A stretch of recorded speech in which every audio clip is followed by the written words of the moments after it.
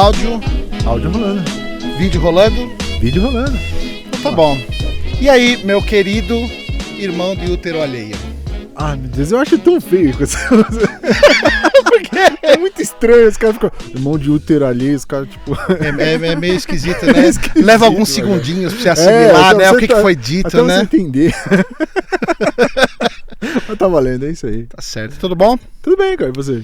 Tudo bem. Cara, eu não queria... Né, não quero fazer bullying nem nada, mas hoje você tá em minoria aqui, viu, cara? Eu sei. É a única pessoa nesse recinto que não tem filhos. Não, mas a gente viu que bullying pode fazer bem, então eu tô tranquilo. Você precisa, né, tomar vergonha na cara. É verdade. Né? É verdade. Começar a se preparar. Se preparar, na verdade, não dá, né? Mas seguir em frente, né? Eu tô brincando, eu falo isso porque eu sei que você quer ter filho, né? Porque eu sei que hoje em dia tem muita gente que não quer ter filho, né? E mais verdade. Importante do que isso, querem que os outros saibam que eles não querem ter filho. Esse é o principal, parece, né? Mas ofendidos, né? Mas cada macaco no seu galho, né? Verdade. Quem sou eu para falar alguma coisa? Então, como eu sei que você quer ter filho, né? Então, por isso que eu digo... Tem uma coisa que, antes de eu apresentar nossas convidadas... Tem uma coisa que se eu diria pra você, se tivesse uma coisa que eu tivesse que dizer pra você sobre ser pai, eu diria o seguinte: ser pai, o mais difícil pra mim, né? Isso é minha opinião, minha experiência pessoal.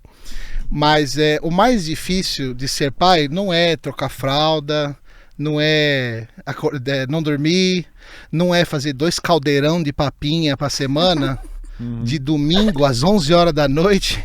Porque geralmente é de domingo às 11 horas da noite. Isso tudo é horrível, tá? Mas não é o pior. O que é mais difícil na minha experiência é, assim, ser pai é o maior exercício de autoterapia que eu já tive que fazer na minha vida. Nunca nada chegou tão próximo disso. Meu Deus. Né? E acho que essa é uma daquelas coisas que, assim, quem não tem filho acha que é besteira, e quem tem filho, você precisa ter para entender, né? Acho que é uma daquelas coisas assim. E assim, o mais difícil para mim é esse, eu entender, por exemplo, o moleque faz birra, o moleque tá com 3 anos e meio, né? Ele faz birra, ele fica doido, de repente ele fica doido, joga alguma coisa, faz alguma coisa errada, bate, quebra, não sei o que lá. E aí o instinto inicial o instinto inicial é, por que esse moleque faz isso, né? O que tá acontecendo na cabeça desse moleque, né? E aí depois, quando você se dá conta que o que você tem que prestar atenção é como você tá reagindo àquilo. Isso pelo menos foi o que eu me dei conta. Quando eu presto atenção em como eu tô reagindo, por que isso tá me frustrando? São 11 horas da noite e ele não dorme, tá me frustrando. Mas como é que eu lido com isso, né? Porque quando você percebe que eles reagem exatamente ao que você faz. Eles estão todo momento, mesmo quando ele não tá olhando para você, ele tá percebendo como você reage, como você não reage, e ele funciona à base disso. Eu já fiz o experimento várias vezes e é exatamente isso. Quando eu lido com a situação de uma forma diferente, não da forma do zangado, porque esse bonequinho zangado aí é para me representar. Então, para mim é extra difícil fazer isso. Extremamente difícil. Para quem te conhece desde sempre, cara, é uma coisa que é impressionante, cara. É impressionante, né? Uma mudança completamente. Mas quando você faz isso, isso é o que você tem que fazer, é prestar atenção em você e não né, tentar questionar o que está passando na cabeça. A cabeça da criança está a milhão, está explodindo de conexões novas e tal. Às vezes ele mesmo formula uma situação na cabeça dele que deixa ele frustrado e ele fica nervoso. Quem tá do lado de fora fala, esse moleque é louco, de repente ele surtou, né? Então eu acho que essa é a parte mais difícil e ao mesmo tempo mais edificante, porque, né, faz você crescer e amadurecer de uma forma incrível. E a outra coisa que eu costumo falar é que ser pai e mãe é um trabalho, né? Essa é mais uma coisa que quem não tem acha que não é, mas é um trabalho muito, muito mais trabalhoso do que qualquer trabalho que você possa ter, qualquer emprego que você possa ter. É um emprego, né? Só que o que eu acho gozado é que é o único emprego em que tudo que você faz, todas as suas ações, todos os seus esforços são direcionados a um único objetivo, e esse objetivo é perder o emprego. Então, tudo que você ensina a criança, você ensina para que ela não precise mais de você para fazer. Ah, sim. Entendi. Até o ato de você colocar o teu filho, a tua filha no chão e eles andarem, a primeira coisa que eles fazem é andar para longe de você, né? Então, é difícil lidar com isso também, com esse aspecto. Os meus são pequenos ainda, eu imagino que conforme forem crescendo vai ser mais complicado. Mas é isso. Isso é o que eu tenho a dizer para você. Boa sorte. Obrigado. Super incentivador. Não, mas ao mesmo tempo, não há nada melhor. Eu não gostaria de fazer nada além disso que eu tô fazendo. Não, eu queria falar, pô, muito bacana essa imagem, né? De que o seu trabalho é você fazer ele andar, ele vai andar sempre pra longe de você. Cara. A primeira coisa que ele faz é andar pra longe. Olha, a gente convive há uns 20 anos, cara. Por aí. Eu nunca vi você proferir alguma coisa tão bonita, cara. Tá bom, muito obrigado. Muito bacana mesmo. Não sei se foi um elogio, porque 20 anos, eu demorei 20 anos pra causar esse impacto. Ah, sim, a gente primeiro vê todo o podre da pessoa pra depois ver o... Enfim, hoje nós vamos falar um pouco sobre isso com as nossas duas convidadas que estão aqui, que eu vou apresentar agora, mas antes de qualquer outra coisa, elas são duas mães. A primeira tem mestrado, doutorado e pós-doutorado em distúrbios do desenvolvimento pelo Mackenzie. É a Bruna Tonietti Trevisan. E a nossa outra convidada, temos também aqui, é psicóloga, psicopedagoga e professora de pós-graduação, Daniela Didio Calderon. Falei direito? Falou, certo. Sejam muito bem-vindos. Gente, muito obrigado mesmo pelo convite. A gente está muito feliz de ter vocês aqui. Obrigado mesmo. Também, privilégio poder falar desse assunto. E acho que a gente pode começar mais ou menos por aí, né? Eu acho que os impasses de ser pai podem ser tanto positivos quanto negativos, né? E eu acho que hoje em dia, principalmente, tem acontecido muitas mudanças nesse sentido. Eu acho que principalmente dos pais, né? Os pais, essa geração de pais agora, que eu acredito que seja a geração dos millennials, né? Porque nós somos o fim. Vocês eu não sei, mas nós somos o rabo da geração X e o início da Millennials, né? Anos 80. Tecnicamente a gente é Millennial já, mas não se encaixa muito. Mas é ali, a transição, né? De um para outro. E eu acho que agora essa geração é que está começando, que tem filhos agora, acho que essa é a geração que está começando a, né? E a gente vê muitas diferenças. Né? Então, e a gente vê muitas diferenças. A gente vê, como eu falei, pessoas que nem querem mais ter filho, pessoas que estão trabalhando cada vez mais, né? E acho que isso gera uma porção de problemas, né, nas crianças. E eu queria começar um pouco por isso, assim, a gente começar a entender o que está acontecendo. Os pais estão trabalhando mais mesmo? E qual tipo de impacto por exemplo, os pais estarem trabalhando mais, que tipo de impacto isso está tendo na criança? A criança está ficando mais sozinha, mais ao celular, menos ao celular? O que vocês acham? É interessante você ter comentado essa questão das gerações, né? Porque realmente a geração X, né? Ela vem com essa competitividade, né? Do trabalho e, né, tem que fazer mais e é chique ser workaholic, né? Exatamente. É demais ser workaholic. E aí nisso, para quem quer ter filho, fica quase que incompatível, né? E aí para dar conta de manter o filho, tem que trabalhar mais para conseguir manter. A gente estava discutindo, inclusive, isso hoje, né? Tem que manter um suporte, contratar um suporte, enfim, ou encher a criança de atividades, né? Durante todos os dias para poder. Que é diferente de uma infância que nossos pais tiveram, né? Mais livres e, enfim. E assim, tem até uma questão, eu queria inclusive comentar isso aqui.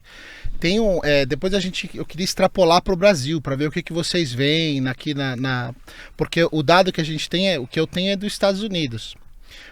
Inclusive é um livro que, quando a gente recebeu aqui o Arthur Berberian, sim, ele nos indicou o livro, eu fui atrás e é um livro fantástico, chama The Coddling of the American Mind. Você lembra que ele comentou sobre esse livro? Ele é escrito por um advogado e um psicólogo social. E o que esses caras descobriram é um estudo muito legal. E o que esses caras descobriram lá, o que eles montaram, é que o que aconteceu? A geração, o que a gente tem, só para quem não sabe das gerações, é mais ou menos assim, né? A partir da geração dos baby boomers do final da Segunda Guerra, que são os filhos de depois da guerra, né? Que teve uma explosão nos Estados Unidos, né? Teve uma explosão de natalidade, um monte de criança nova nascendo, porque tinha acabado a guerra. Os outros soldados estavam voltando da Segunda Guerra e tal. Isso. E pegaram bem aquela parte daquele levante comercial e tal. Isso, daquilo que foi gerado. E aí surgiu uma... Que é bem aquela coisa da família tradicional que se pensa dos anos 50, o né? sonho americano. Isso, do pai, não sei o que. Tinha uns 5 filhos, 6 filhos. Que eram super rigorosos com os filhos, né? E aí os filhos deles são a geração X. Assim. Né? E os filhos da geração X são geração Y ou Millennials, e agora nós temos os filhos dos Millennials, são a geração Y. É isso, né? É Z, não é? Não, é Z, desculpa, é Z. Y é o Millennial, agora a mais nova é a Z, né? E o que esses caras colocaram nesse livro, a descoberta, é que assim, casou o Z, acho que é a partir de 1995, nascido, né? E casou esses caras, porque o que aconteceu? Aquele negócio que a gente sempre fala aqui que teve nos Estados Unidos, aquele fenômeno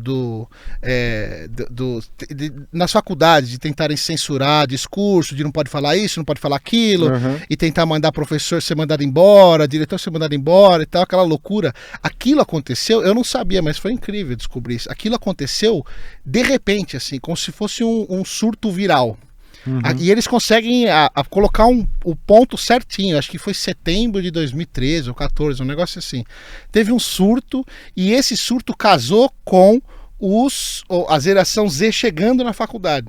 Entendi. Entendeu? E aí eles fazem todo um estudo legal a partir dos anos 90, os pais da geração Y começaram a se preocupar mais com os riscos dos filhos. O crime nos Estados Unidos até a década de 90 subiu muito, depois caiu. Isso é um estudo, eu não vou entrar no estudo inteiro, mas é muito bacana. E o dado que eu queria trazer para aqui que eles descobriram é que de 2014 até agora explodiu os casos de depressão e ansiedade. Né? E eles casam isso com o começo do Facebook para o público. O Facebook, a hora que eles chegam na faculdade, eles têm acesso ao Facebook no público, e aí eles fazem essa ligação entre as redes sociais e esse surto de depressão e ansiedade, que inclusive eles corroboram, não é só a pesquisa de boca a boca, de você acha que você tem depressão ou não, mas eles corroboram com o número de pessoas internadas com autoflagelo, de se cortar e tal.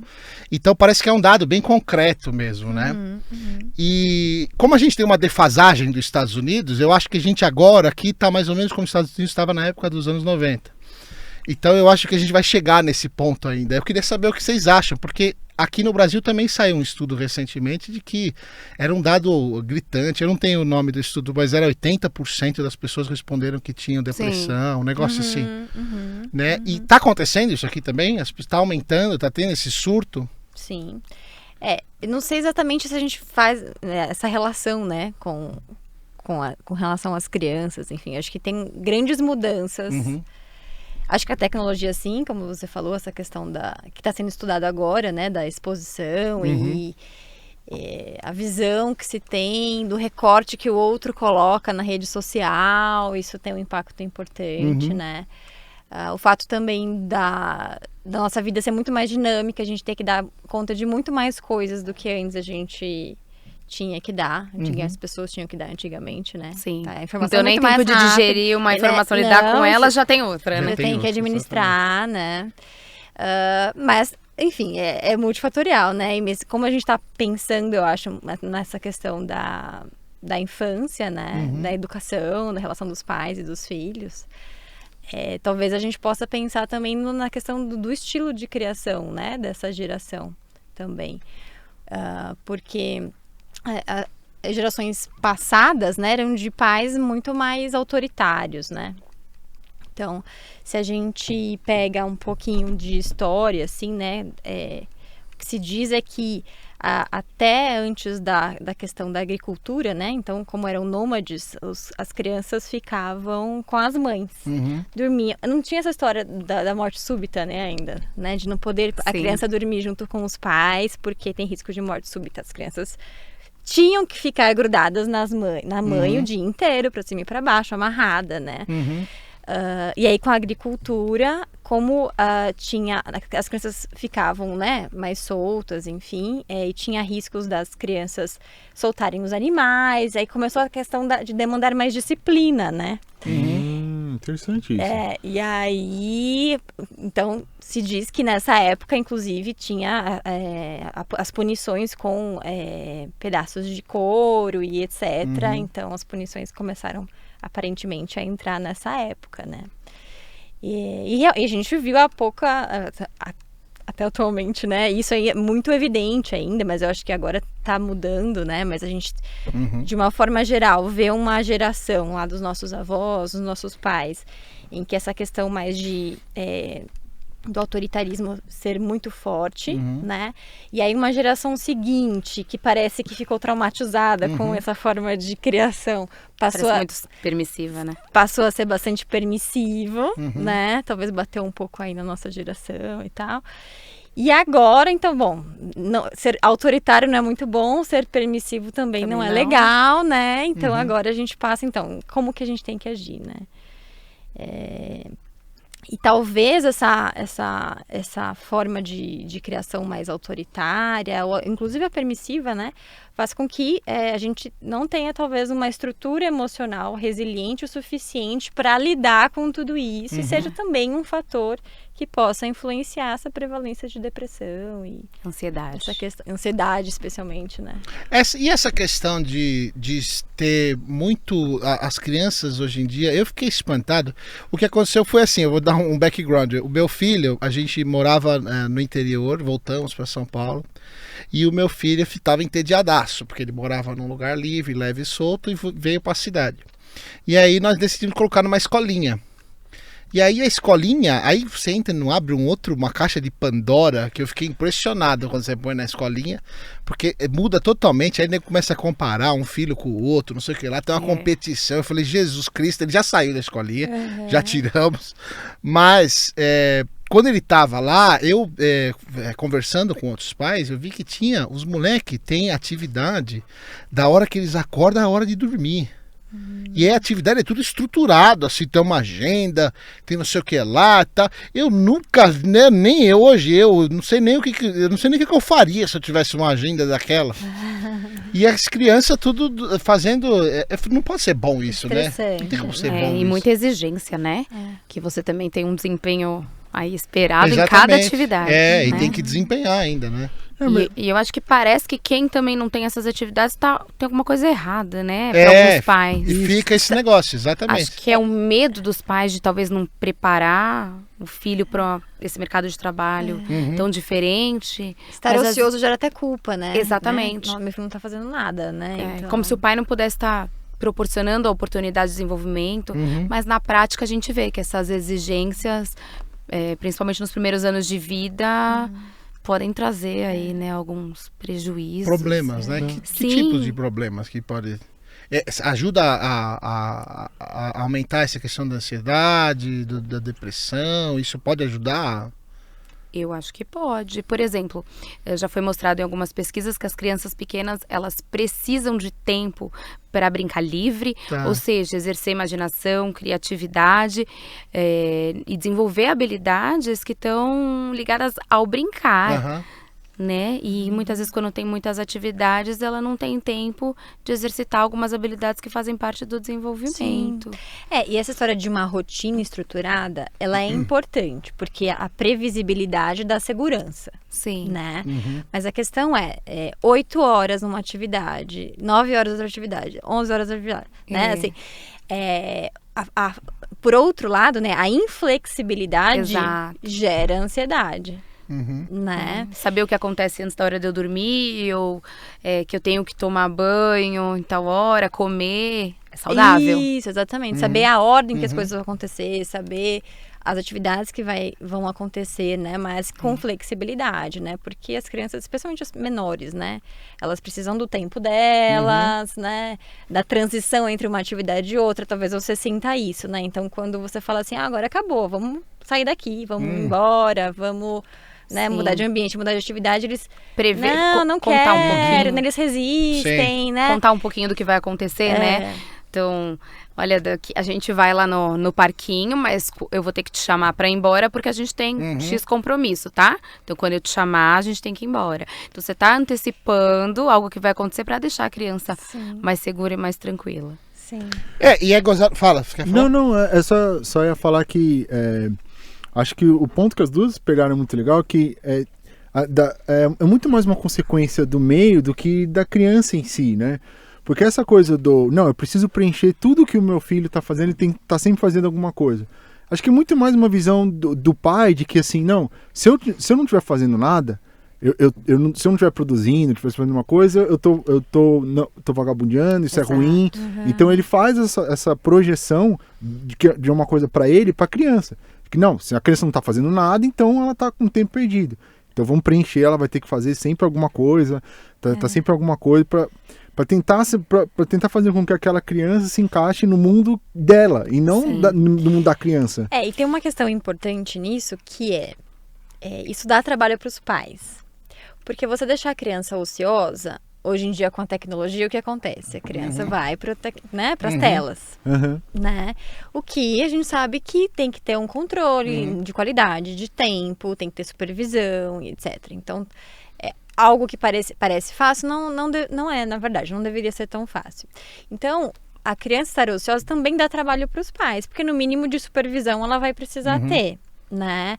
Ou de fornecer alguma atividade ou opções de materiais ou de espaço para que aquela criança possa produzir alguma coisa livremente, né? Não necessariamente estruturado, e que não fique com essa sensação de estar ociosa. Na verdade, ela está aproveitando, mas de uma maneira livre, brincando, explorando, né? Quanto menor, mais supervisão, né?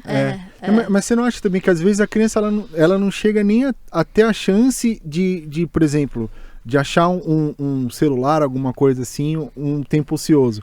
Porque ela sempre tá assim, não, vamos fazer o seguinte, você termina o que você tem que fazer, aí você pode jogar um pouco, né? Aí ele vai, faz o que ele tem que fazer, joga um pouco, entendeu? Ao invés de, tipo, assim, deixar ele... Não, joga, aí ele joga, aí uma hora ele vai chegar assim, não quero mais jogar, eu tô ocioso porque se ela já não serve pra mim. Acho que ela às vezes não tem tempo de... O único problema é que a criança não é tão racional assim como você foi agora. Eu entendo, mas eu acho assim, uma atividade pra uma criança, qualquer que seja a atividade, se ela fizer durante muito tempo, uma hora ela vai... Sim. E talvez a gente não esteja dando tempo pra criança no celular. Ela tá vendo tanto que ela enche o saco, ela parte pra outra coisa. Eu não tô falando que isso vai acontecer. Se vocês não acham que isso de repente... Porque o tempo no celular é sempre considerado como uma recompensa, né? Faça alguma coisa, aí você ganha, aí você pode jogar um pouco. Acaba valorizando e aquilo muito valoriza, tela, né? entendeu? Sim, eu sei que teve se eu não me engano, acho que tem um documentário que ele fala sobre o McDonald's, acho que é o Super Size Me, que é um documentário de um cara que ele fala sobre a questão do fast food e tal, não sei o que, ele fica assim um tempo, vou ficar um mês só comendo no McDonald's, todas as minhas refeições. E aí tem várias coisas, mas eu lembro que tinha uma parte aliás, tem vários problemas com esse documentário, mas assim, a revelia disso, tem uma hora que eu acho que é interessante, que ele falou sobre a questão do marketing do McDonald's, ou do fast food para criança, que é sempre como uma recompensa, né? Então, desde pequeno, ele tipo assim, não, hoje a gente vai jantar, mas hoje vai ser especial, você vai comer no McDonald's. Aí ele vai... E aí você super valoriza, isso, né? Ele valoriza. Aí mais pra frente, ele vai, tipo assim, nossa, eu vou no McDonald's, ele cria-se o gosto, não é que ele acha que é gostoso. Aquilo foi criado desde pequeno a associar com uma coisa boa, com uma coisa do... Tipo assim, é uma festa, e tem os bonequinhos, tem as cores e tal. Sim. Então, às vezes é isso, a gente... Não sei se é bem por esse caminho, mas às vezes também tem essa sentido, coisa dos jogos serem, tipo, sempre uma recompensa. Ele não tem tempo de, quer saber, esse celular aqui já me encheu o saco, vou fazer outra coisa. É que tem também, o jogo eu entendo, mas e a rede social, que é uma fonte inesgotável de dopamina, você entendeu? É isso que eu ia falar, que eu acho que faz sentido, porém, eu acho que a tecnologia é muito estimulante, né? Não, lógico. Ainda mais as mídias sociais, né? Sim. O videogame é estimulante, mas ele não te libera dopamina, que libera uma interação social. E talvez exemplo, a gente né? não estimule a interação física, né? Face a face, não estimule a você estar ao ar livre, por exemplo, que hoje cada dia menos a gente tem espaço para isso. E você sabe que tem uma coisa interessante disso aí, que eu queria até ver se vocês já tinham ouvido falar disso. No meu prédio aconteceu o síndico resolveu que ele ia tirar toda a graminha do parquinho, que tinha grama, né? Grama, terra e grama. E tirar. E ele resolveu fazer isso nas férias de julho. O graminho. Super planejado. Ele não tem filho. Né? Só podia.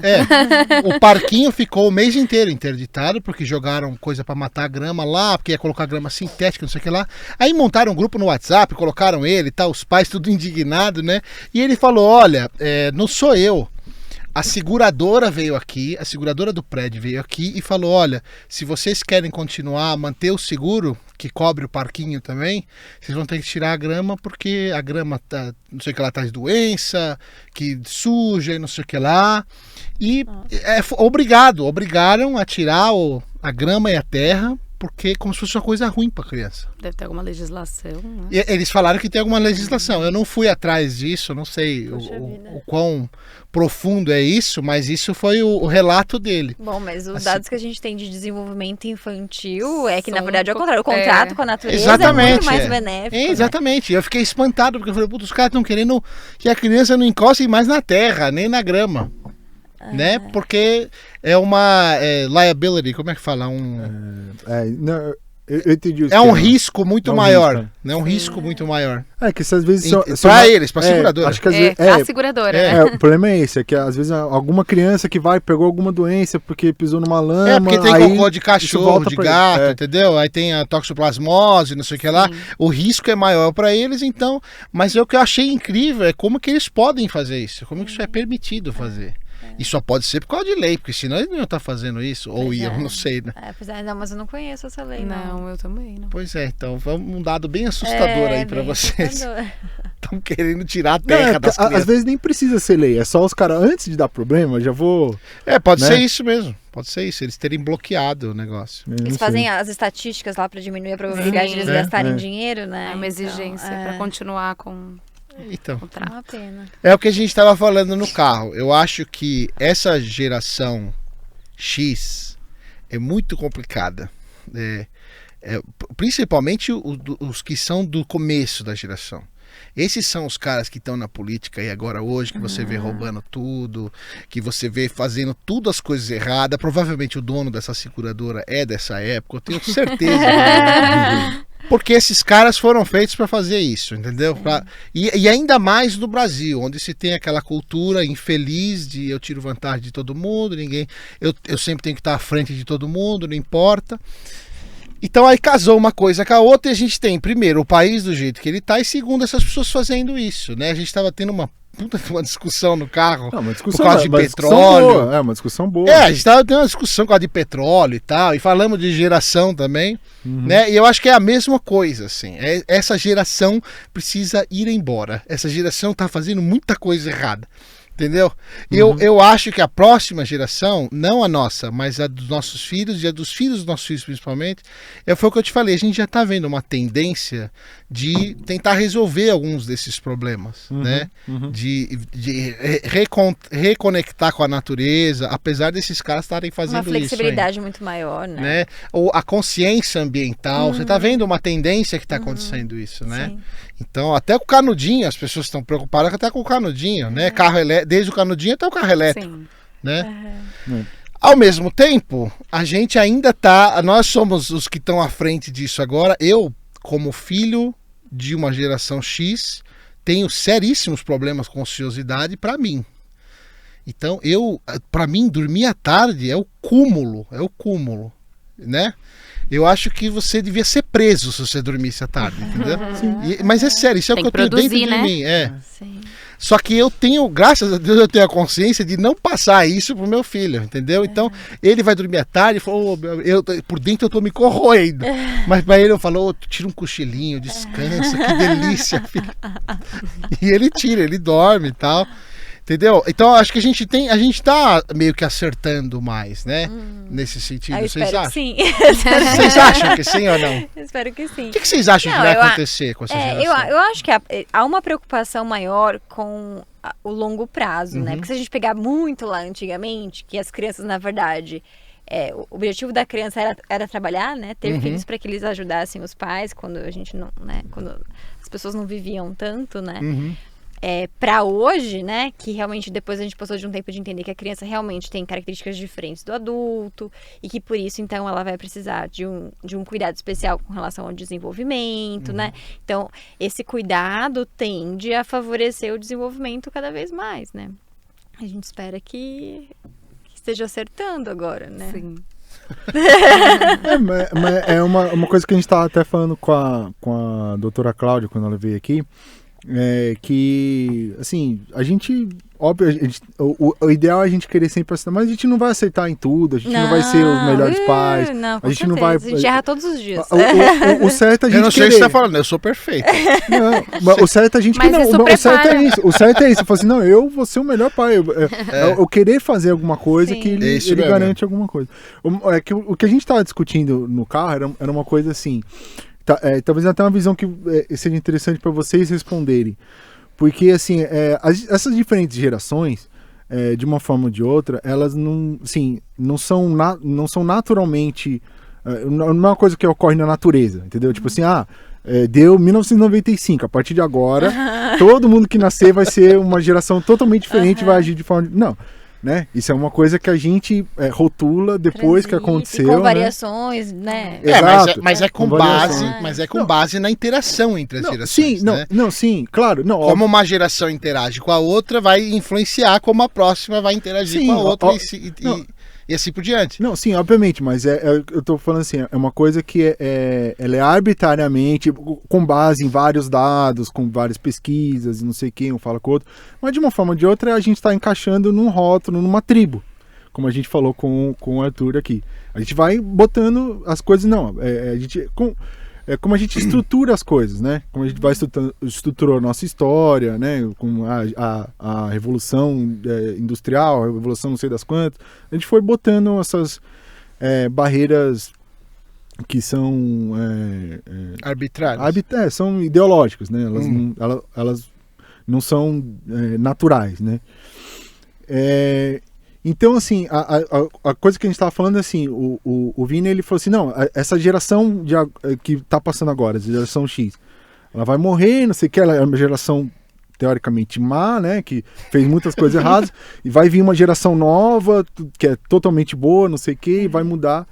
E a minha visão era assim, não, na verdade, todas as gerações são mais ou menos a mesma coisa, só que a gente atualiza os problemas são os mesmos, atualiza são atualizados, mas são os mesmos problemas, né? Como a geração X ela lidou com o meio ambiente de uma forma talvez errada. A nossa geração está lidando com esse problema de ambiente de uma forma errada também, com erros e acertos, mas também está agindo com um problema que é parecido, só atualizou. Agora, uma coisa que ele trouxe e que é muito verdade é que hoje em dia as consequências de lidar com determinados problemas, como o meio ambiente, por exemplo, hoje em dia as consequências são muito mais, os riscos são muito maiores, né? Porque a gente está chegando perto de acabar com tudo, né? De não ter mais o meio ambiente, acaba com a gente, acaba com tudo isso.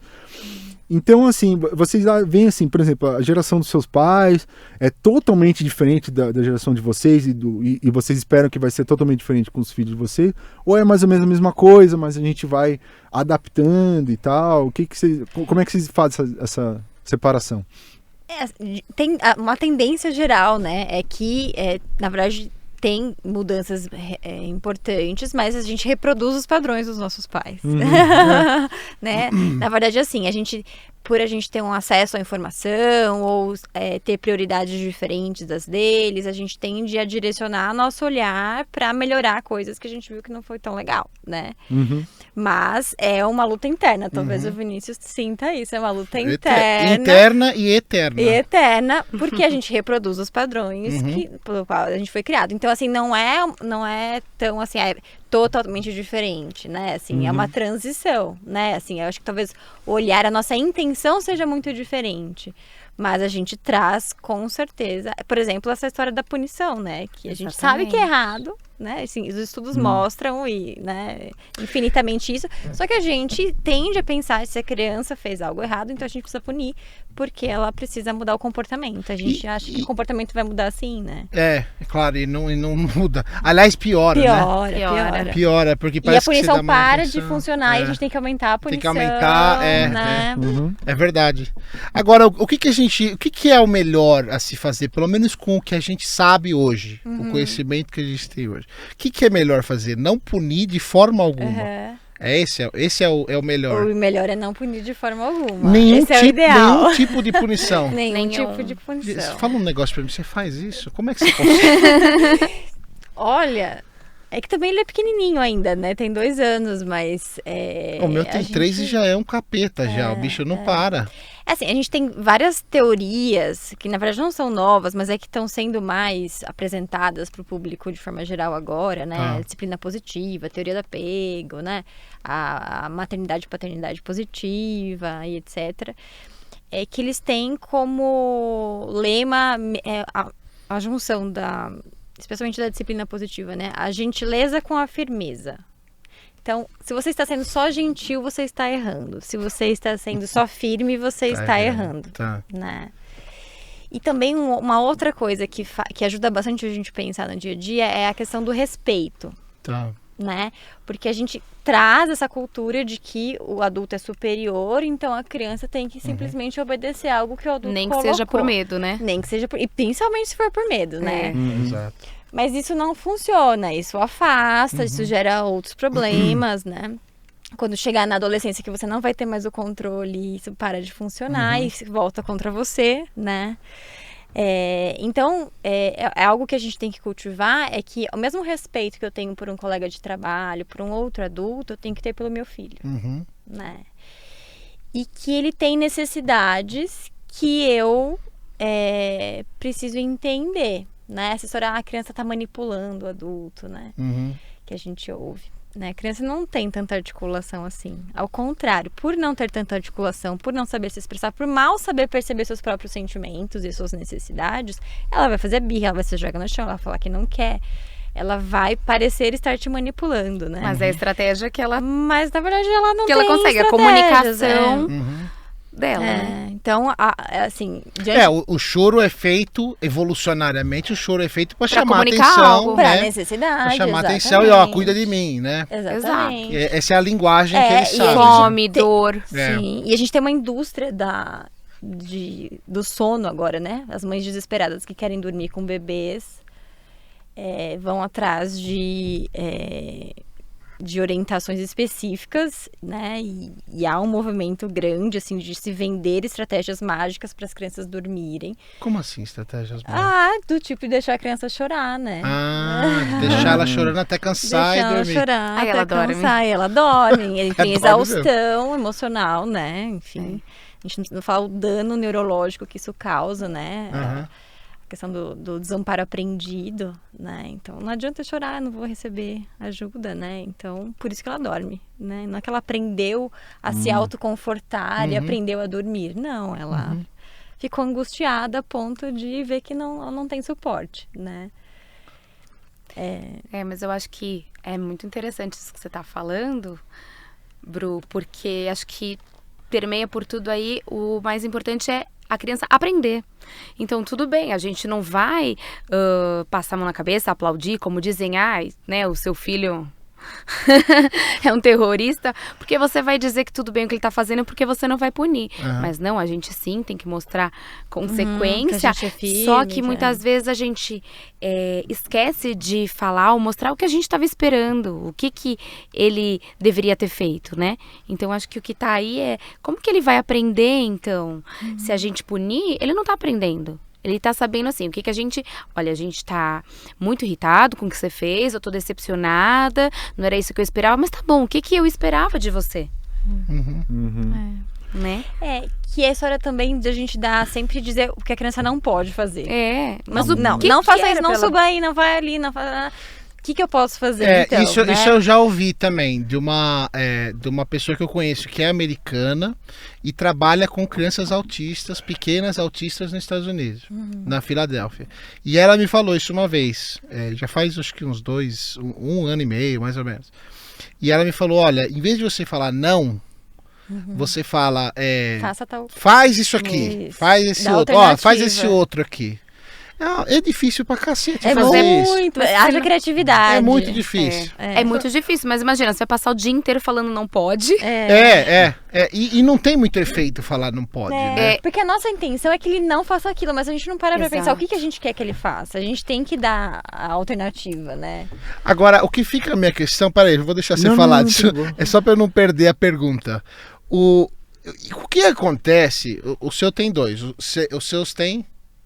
Mais ou menos essa idade, O meu mais velho tem 2 e 8 e uma de 9 meses. Tá, tudo mais ou menos a mesma coisa. A minha tem 1 ano, a minha menina.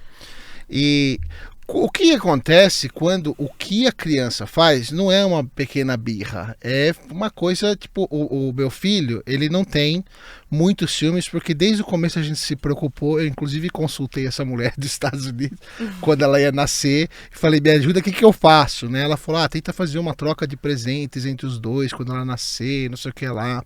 A gente fez, ele lidou bem e tal. Ele não tem ciúmes, mas ele tem um ciúminho dela, sim, lógico, claro, ele teve perdas porque ela chegou, pegou o peito da mãe e ele ficou, né, assim, ele já não mamava mais, porque quando ela engravidou não podia mamar mais. Mas, mesmo assim, né? Chegou uma outra que falou, que é essa pessoa que chegou aí roubando toda a cena, Como é que vai ser, né, daqui pra frente? Então ele tem os seus momentos, até hoje ele tem, a maioria do tempo, graças a Deus ele é bonzinho, ele ajuda, ele gosta de ajudar a dar banho nela e tal, mas ele tem uns momentos que ele fica... É que a questão não é com a irmã, né? É com os pais. É com os pais, exatamente, Mas tem uns momentos em que eu acho que ele deve perceber justamente isso, estão dando mais atenção pra ela. E ele fica inseguro, só que ele vai lá e empurra a irmã, joga a irmã no chão. E aí, o que eu faço? Como é que eu não puno ele e faço ele parar de fazer isso, entendeu? Essa é a parte que na minha cabeça eu não sei como que eu faço ele parar. Não, aí a gente tá falando de umas situações de risco, né, pra bebê, assim. Exatamente, Então, a gente tem que colocar alguns limites.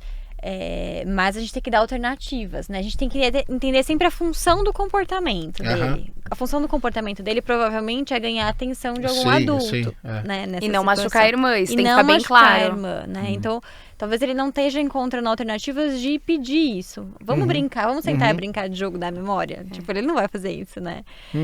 Então, talvez não, com certeza. É função do adulto perceber qual que é a função do comportamento da criança. O que ele tá querendo dizer pra você? É uma necessidade que não tá sendo atendida. Difícil pra gente, mas ele tá ali acendendo um... Mas quanto ao que ele fez, o certo, com o que a gente sabe hoje, é não fazer nada. É não reagir ao que ele fez. Não, você tem que dizer que isso é errado, que pode machucar. Sim, mas sem uma punição, né? Não, depende da idade dele também, do nível de compreensão dele. Mas ele precisa entender que aquilo é errado. Até porque se é a primeira vez que ele tá fazendo, talvez, e dependendo da idade, ele não saiba muito. Né? Então você vai punir por uma coisa que ele nem sabia que era errado, assim, né? Não perde até um pouco do sentido, né?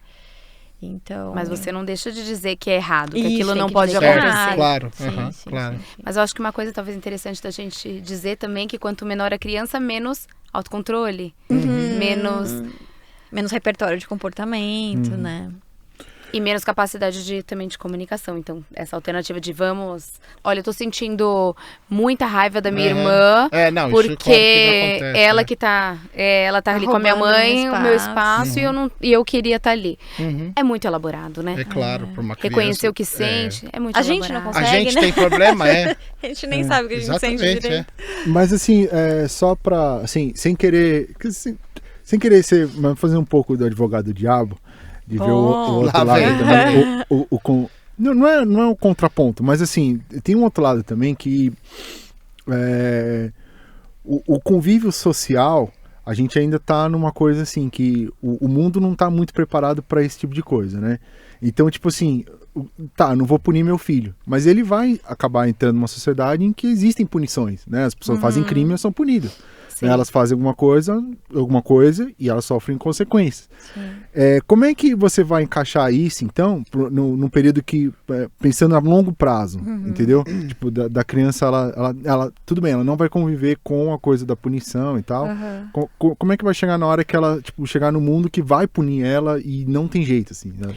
Na verdade, isso vai aparecer no desenvolvimento dela desde muito cedo, porque são as consequências naturais.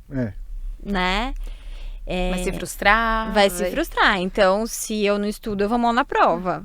Né? Eu quero brincar com esse brinquedo, mas eu tenho que dividir porque o amigo também quer. É isso. Enfim.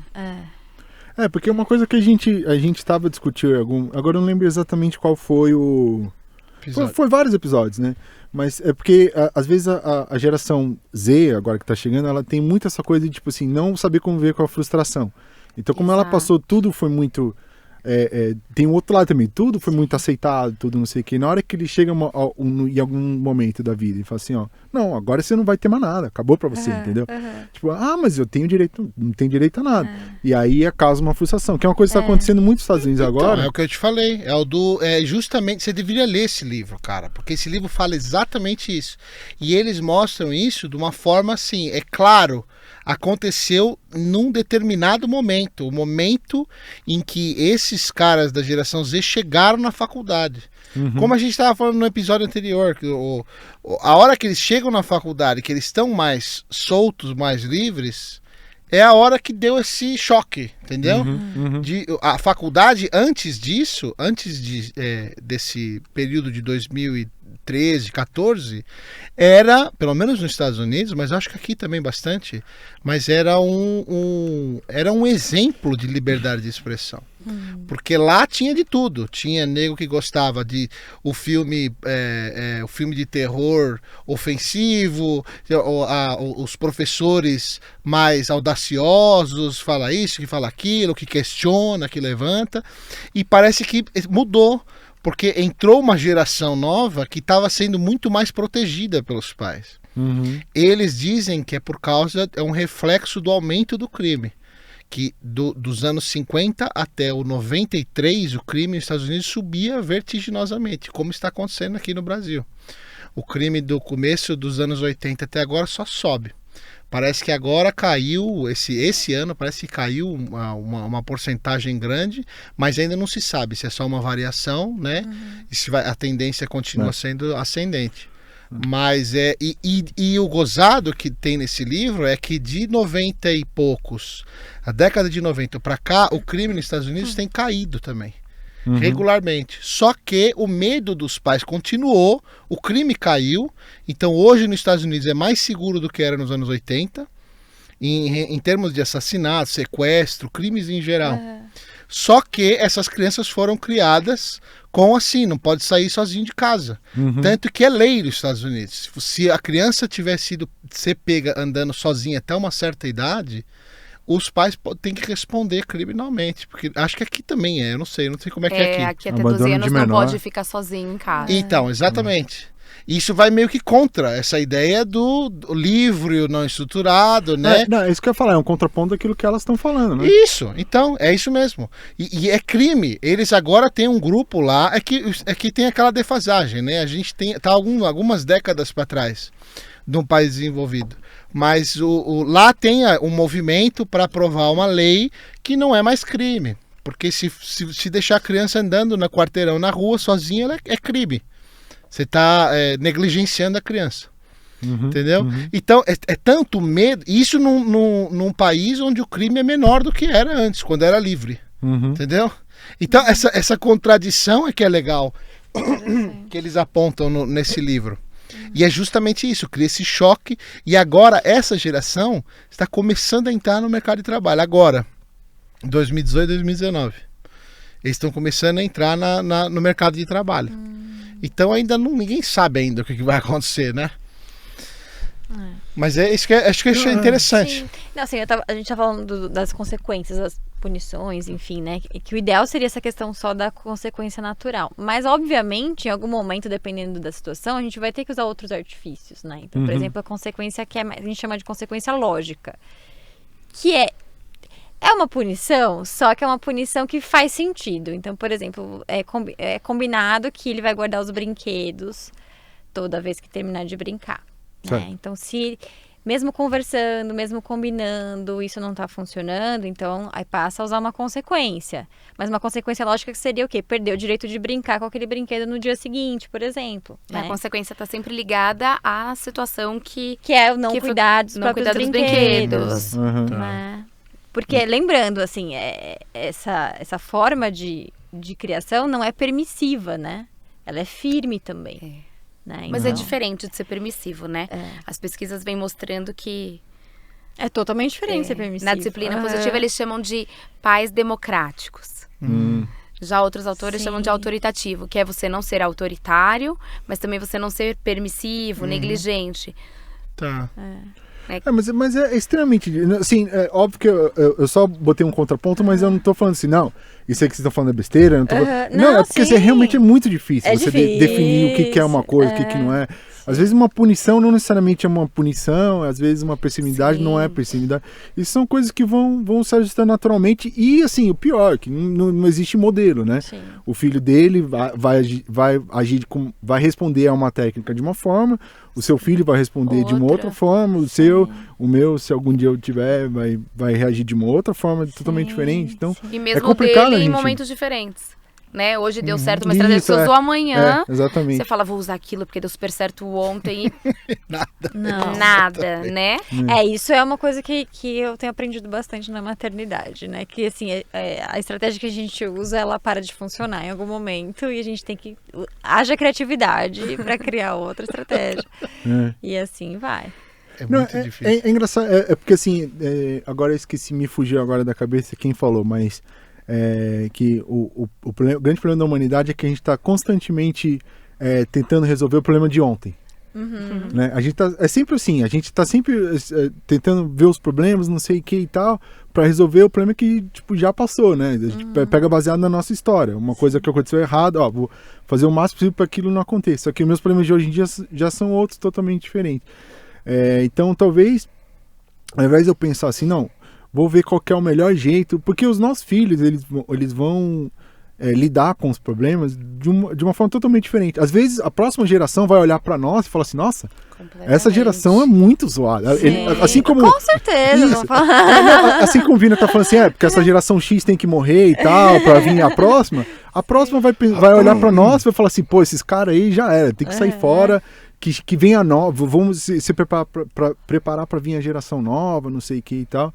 Talvez é mais interessante a gente parar de pensar assim, não, vou ver qual vai ser os melhores problemas do meu filho e, tipo assim, vou ver quais que são os melhores meus problemas, resolver os meus problemas. Não atrapalhar muito, né? Isso, eu vou tentar ser a melhor pessoa possível, que meu filho vai aprender comigo. Então, é trabalhar em você e não no seu filho. Perfeito. Foi isso que eu abri falando. Essa é a parte mais difícil. É verdade. É o mais difícil. O problema não é a criança. Eu sou super defensora do autoconhecimento para pais. Até porque, pela maioria dos pais hoje terem sido criados de uma forma diferente, eu acho que para atender as necessidades das crianças dessa nova geração, a gente tem que se transformar todo dia, né? Quando você vai hoje ver como que é a escola da criança hoje, não tem nada a ver com a escola que a gente estudou aqui. Não. Né? Uhum. Mudou bastante. Eu vejo isso, claro que são pequenos ainda, né? Mas eu vejo uma diferença grande o período que ele ficou lá. Um negócio totalmente diferente. E positivo, eu achei. Bem positivo. Sim. Né? Porque tá preocupado com coisas como essa, brincadeira não estruturada, não ser um negócio de tipo... A gente até teve uma reunião lá, eu vi o quadrinho e eu falei, mas por que Cássio tem que ter a foto da maçã? Ele vai entender o que é uma maçã de forma ou de outra, não tem que entender na escola. Ele vai ver o que é a maçã. Na vida real, né? Ele vai ver o que é maçã na prática. Você não precisa falar, ó, Apple, maçã. Não precisa, ele vai entender o que é maçã.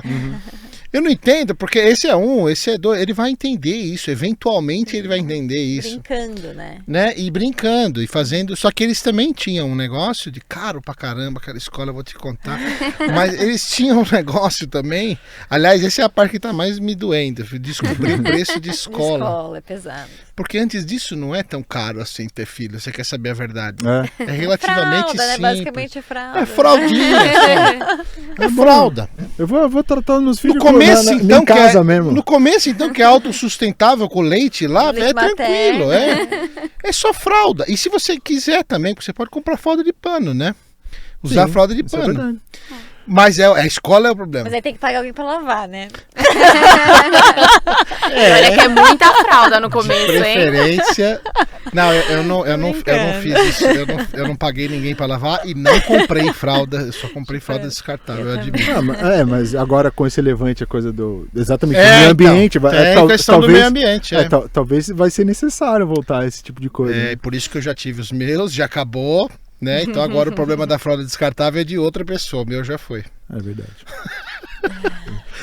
É engraçado que, tipo, o incentivo dos amigos que tem de, não, ter filho é uma beleza, você vai gastar dinheiro Ele tá pra te caramba. preparando. É, Eu então, tô- Te preparando. eu Ele tô tá sendo franco. Sabe o que eu tô fazendo? Eu tô fazendo o que ninguém faz. Ninguém fica falando sobre as coisas ruins, os lados isso é verdade. ruins. Isso é verdade. E quando você chega a ser pai, que você se depara com aquele negócio e fala, Jesus, o que é que eu vou. Como é que eu vou fazer com isso? É verdade. Entendeu? É pra você ser mais resiliente. Pra- Idealizar Não, menos mas e ser mais é- resiliente. Exatamente, tá vendo? Ela Lidar mais sabe. com a realidade. A Daniela sabe o que é um amigo de verdade, tá Tá vendo? bom, tá bom.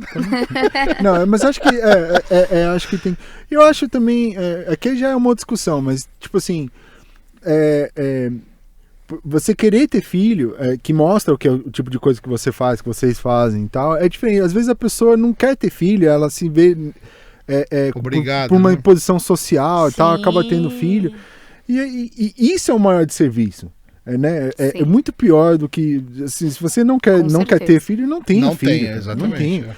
Eu não sei se vocês viram, só fazer um pequeno parênteses aqui, mas vocês viram recentemente, teve uma reportagem de uma mulher que estava com um filho no colo, e aí tinha marcado de entregar o filho pro pai, porque era um pai separado, sabe? Uma menina novinha. E aí, tipo, filmaram assim na rua, né? E ela tava lá, não sei o que, que o pai não tava aparecendo no horário que elas combinaram, eu não vi, sei o que, você ela viu tinha um isso? compromisso. E aí ela, tipo assim, pegou a criança, botou no chão, na calçada, assim, Eu vi. entrou no carro e tava, tipo, dando a ré pra ir embora. Sim. E aí, tipo... Aqui no Brasil? Aqui no Brasil. Foi? Puxa, mano. E aí, não, a cena é horrível, cara. E aí tem uma mulher passeando com um cachorro e tal, ela vê assim, ela, não sei o que e tal, e a mulher desce, começa a brigar com a outra, não sei o que, eu falei, vocês não podem deixar a criança, e a criança assim, engatinhando na calçada, assim, na rua. O compromisso tipo, dela era prioridade.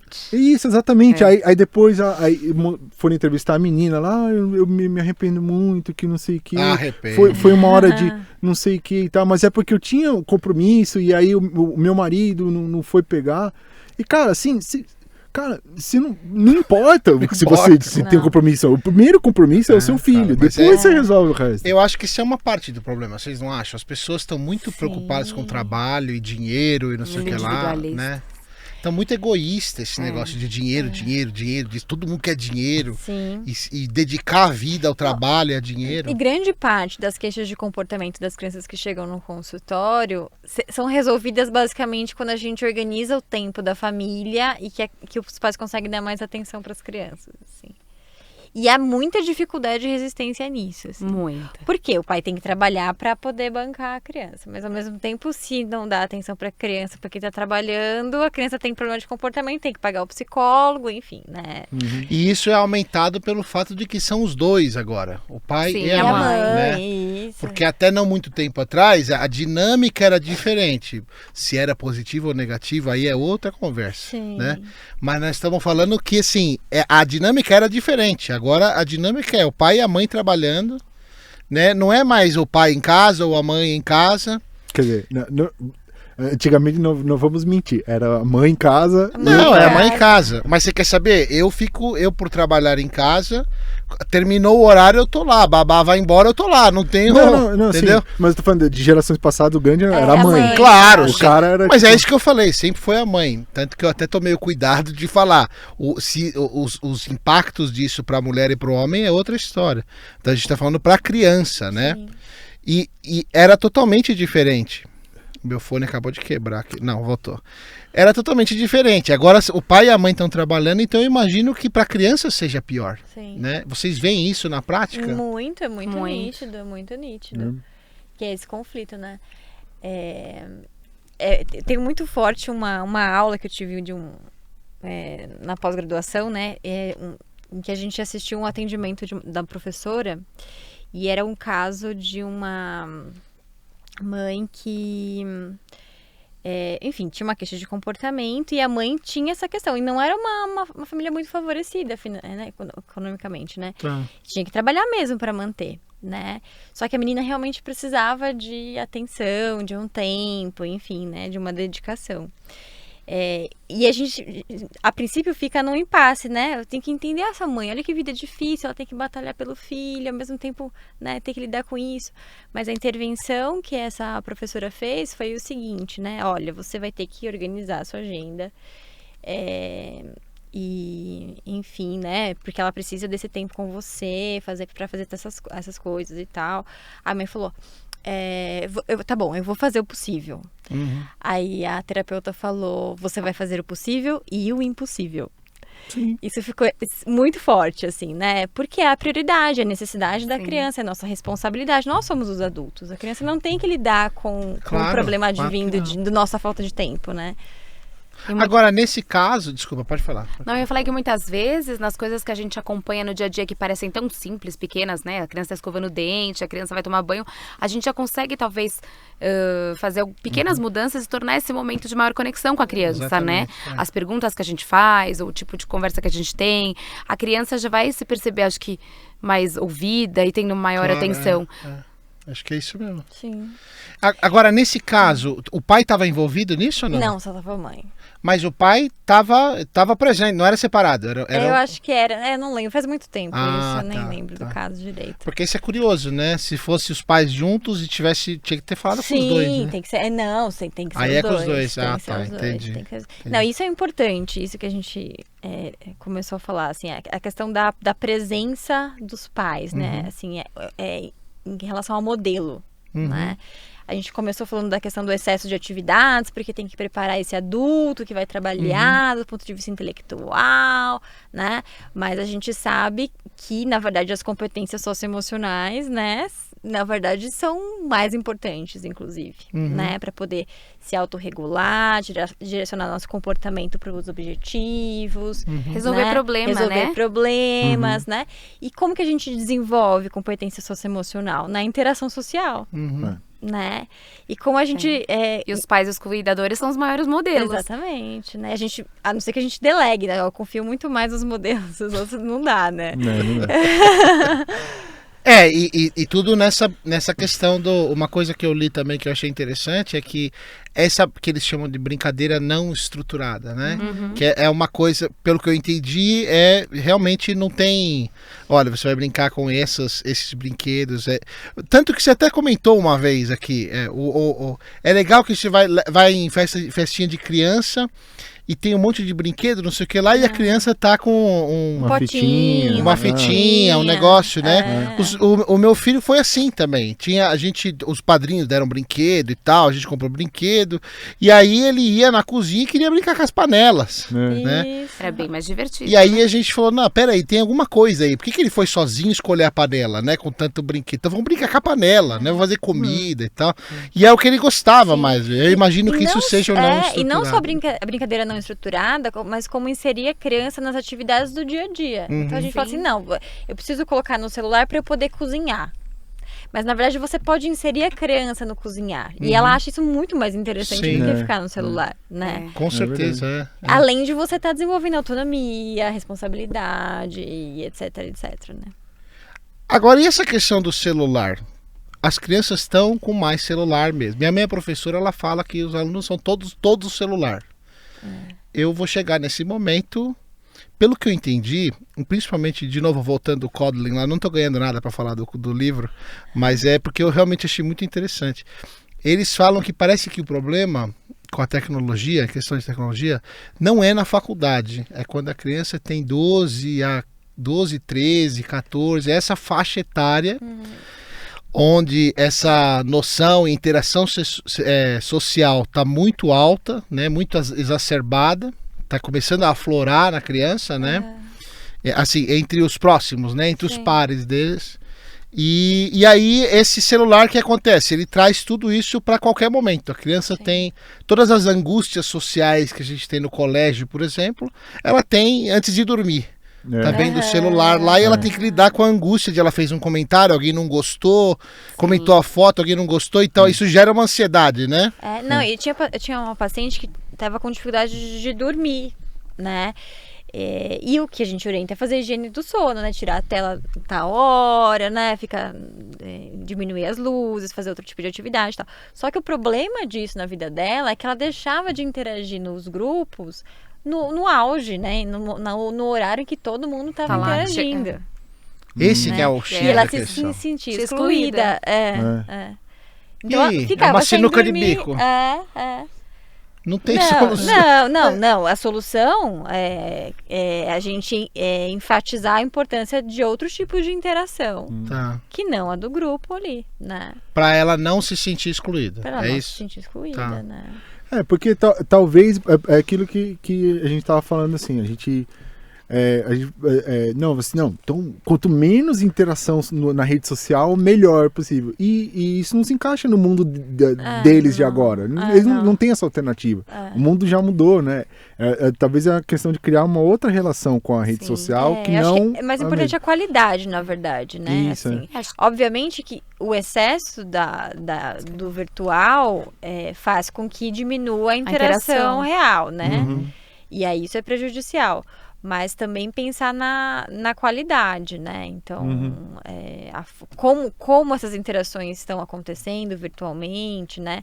Porque também, além, né, de reduzir essa questão da interação real, né?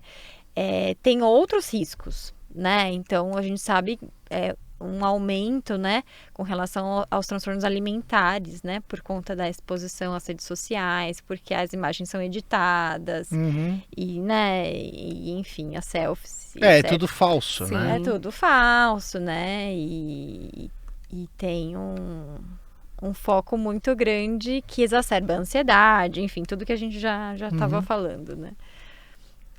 Agora, então não tem como tirar, porque o meu plano era não dar celular até. Acho que o desafio é o limite à exposição, né? É o limite. Porque até os jogos são online, né? Por que eu vou na casa do meu amigo ou vou ter algum convívio? Eles marcam horário, jogar online, eles marcam o horário para jogar online. Então não preciso sair de casa para interagir, né? Não preciso sair do celular e do computador para interagir. Acho que tem que ser uma coisa bem conversada, porque depende do contexto do que o filho está inserido, a escola que ele está inserido, quanto isso está, né? Como que está impactando, né? Tem que ir sentindo. Eu tenho uma paciente de 10 anos que ela era a última que não tinha na escola, e isso já estava causando bastante ansiedade, assim. Então, então a forma como você vai oferecer o celular, e quais aplicativos você vai permitir que ela utilize, de que forma, em que horários, né? E cuidar do restante, não focar só nisso, né? Mas cuidar do restante, né? Dos ambientes em que ela, e das atividades, enfim, das interações que ela está sendo exposta é mais importante do que dar ou não o celular, né? A gente tem escolas hoje em dia que não permitem usar celular ou não? Vocês sabem? Tá cada vez Na mais sala de aula? Tem. Em qualquer momento na escola. Dentro da escola é proibido o celular, que nem aeroporto. Não assim. tem ainda assim. Tem? Existe? Teve alguma coisa recente com isso, que eles queriam, tipo, abolir dentro da escola, outros dentro da sala de aula e tal. Ah, sim. Mas na escola é mais difícil, né? Né, é No mais intervalo eles... No intervalo sim, mas dentro da sala de aula tem escolas que já usam pra aula, pra participar da aula, e tem escolas que não permitem. Falando do ponto de vista de docente, assim, né? A questão da educação, que eu tenho licenciatura e tal, dentro da sala de aula não tem como ter. Para o trabalho do professor, não pode liberar, eu acho, assim, a minha opinião. Não tem como, dentro da sala de aula, deixar eles usarem o celular. Porque não tem como você controlar, sei lá, eu vejo impossível, mas dentro da escola também já é um pouco demais, né?